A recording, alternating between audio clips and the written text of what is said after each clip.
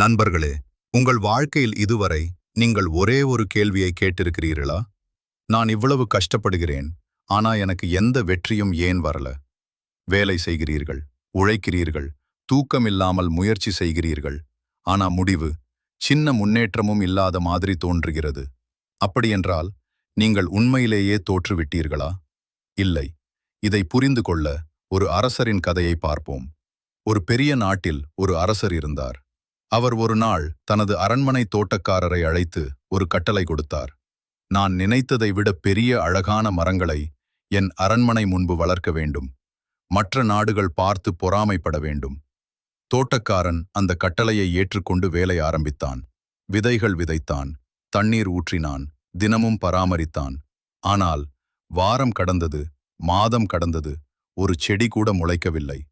பார்த்தவர்கள் எல்லோரும் சொன்னார்கள், இவன் வேலைக்கு பயனில்லை, நிறுத்திடு என்றார் அரசர்.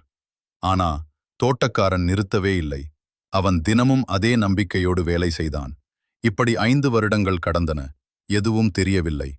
ஆனால் அவன் உழைப்பு மட்டும் நிற்கவில்லை. அப்போ ஒரு அதிசயம் நடந்தது. 5 வருடம் மௌனமாக இருந்த மண் திடீரென பூமியை பிளந்து கொண்டு சிறிய செடிகள் முளைக்க ஆரம்பித்தது.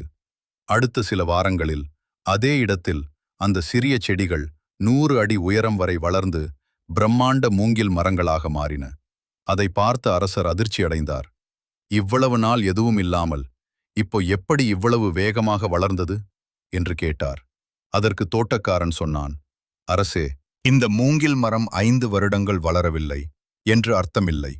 அது தரையில் ஆழமாக தனது வேர்களை உருவாக்கி கொண்டிருந்தது.